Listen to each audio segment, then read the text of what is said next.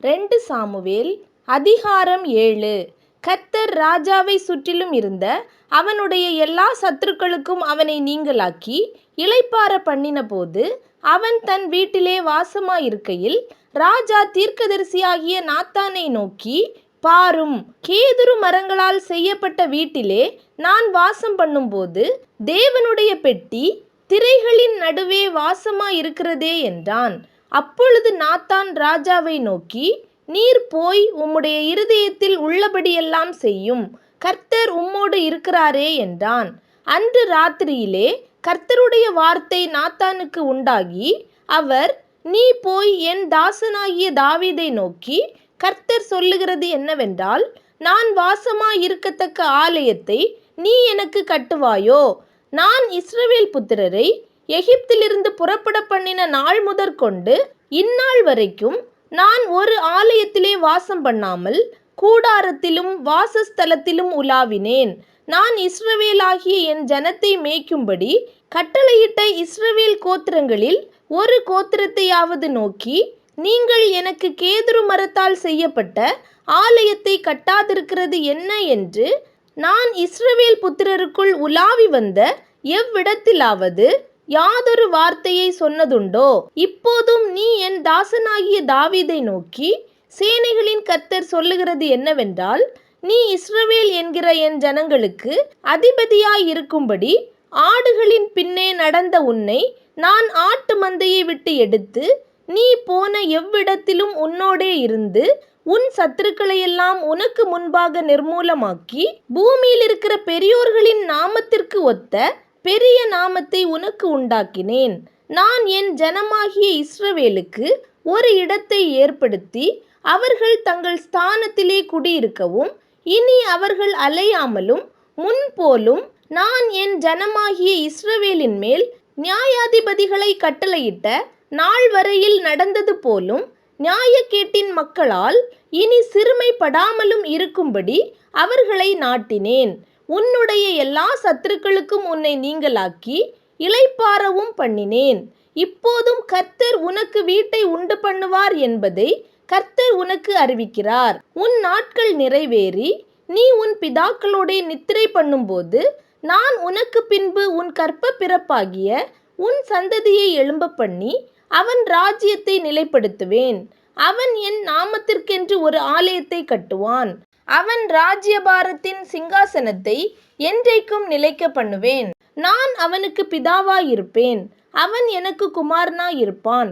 அவன் அக்கிரமம் செய்தால் நான் அவனை மனுஷருடைய மிலாற்றினாலும் மனுபுத்திரருடைய அடிகளினாலும் தண்டிப்பேன். உனக்கு முன்பாக நான் தள்ளிவிட்ட சவுலிடத்திலிருந்து என் கிருபையை விலக்கினது போல அவனை விட்டு விலக்க மாட்டேன். உன் வீடும் உன் ராஜ்யமும் என்றென்றைக்கும் உனக்கு முன்பாக ஸ்திரப்பட்டிருக்கும். உன் ராஜாசனம் என்றென்றைக்கும் நிலை பெற்றிருக்கும் என்கிறார் என்று சொன்னார். நாத்தான் இந்த எல்லா வார்த்தைகளின்படியும் இந்த எல்லா தரிசனத்தின்படியும் தாவீதுக்கு சொன்னான். அப்பொழுது தாவீது ராஜா உட்பிரவேசித்து கர்த்தருடைய சமூகத்திலிருந்து, கர்த்தராகிய ஆண்டவரே, தேவரீர் என்னை இதுவரைக்கும் கொண்டு வந்ததற்கு நான் எம்மாத்திரம், என் வீடும் எம்மாத்திரம். கர்த்தராகிய ஆண்டவரே, இது இன்னும் உம்முடைய பார்வைக்கு கொஞ்ச காரியமாயிருக்கிறது என்று கர்த்தராகிய ஆண்டவராயிருக்கிற தேவரீர் உம்முடைய அடியானுடைய வீட்டை குறித்து வெகு தூரமாயிருக்கும் காலத்து செய்தியை மனுஷர் முறைமையாய் சொன்னீரே. இனி தாவீது உம்மிடத்தில் சொல்ல வேண்டியது என்ன? கர்த்தராகிய ஆண்டவராயிருக்கிற நீர் உமது அடியானை அறிவீர். உம்முடைய வாக்கு தத்தத்தின் நிமித்தமும் உம்முடைய சித்தத்தின்படியேயும் இந்த பெரிய காரியங்களை எல்லாம் உமது அடியானுக்கு அறிவிக்கும்படிக்கு தயவு செய்தீர். ஆகையால் தேவனாகிய கர்த்தரே, நீர் பெரியவர் என்று விளங்குகிறது. நாங்கள் எங்கள் காதுகளாலே கேட்ட சகல காரியங்களின்படியும் தேவரீருக்கு நிகரானவர் இல்லை, உம்மை தவிர வேறே தேவனும் இல்லை. உம்முடைய ஜனமாகிய இஸ்ரவேலுக்கு நிகரான ஜனமும் உண்டோ? பூலோகத்து ஜாதிகளில் இந்த ஒரே ஜாதியை தேவன் தமக்கு ஜனமாக மீட்கிறதற்கும் தமக்கு கீர்த்தி விளங்க பண்ணுகிறதற்கும் ஏற்பட்டாரே. தேவரீர் எகிப்திலிருந்து மீட்டு கொண்டு வந்த உம்முடைய ஜனத்திற்கு முன்பாக பயங்கரமான பெரிய காரியங்களை நடத்தி உம்முடைய தேசத்திற்கும் அதிலிருந்த ஜாதிகளுக்கும் அவர்கள் தேவர்களுக்கும் உமது மகிமையை விளங்கச் செய்து உம்முடைய ஜனமாகிய இஸ்ரவேலர் என்றைக்கும் உம்முடைய ஜனமாயிருப்பதற்கு அவர்களை திடப்படுத்தி கர்த்தராகிய நீர்தாமே அவர்களுக்கு தேவனானீர். இப்போதும் தேவனாகிய கர்த்தாவே, நீர் உமது அடியானையும் அவன் வீட்டையும் குறித்து சொன்ன வார்த்தையை என்றென்றைக்கும் நிலைவரப்படுத்த தேவரீர் சொன்னபடியே செய்தருளும். அப்படியே சேனைகளின் கர்த்தர் இஸ்ரவேலின் மேல் தேவனானவர் என்று சொல்லி உம்முடைய நாமம் என்றென்றைக்கும் மகிமைப்படுவதாக. உமது அடியானாகிய தாவீதின் வீடு உமக்கு முன்பாக நிலை நிற்பதாக. உனக்கு வீடு கட்டுவேன் என்று இஸ்ரவேலின் தேவனாகிய சேனைகளின் கர்த்தராயிருக்கிற நீர் உமது அடியானின் செவிக்கு வெளிப்படுத்தினீர். ஆகையால் உம்மை நோக்கி இந்த விண்ணப்பத்தை செய்ய உமது அடியானுக்கு மனதைரியம் கிடைத்தது.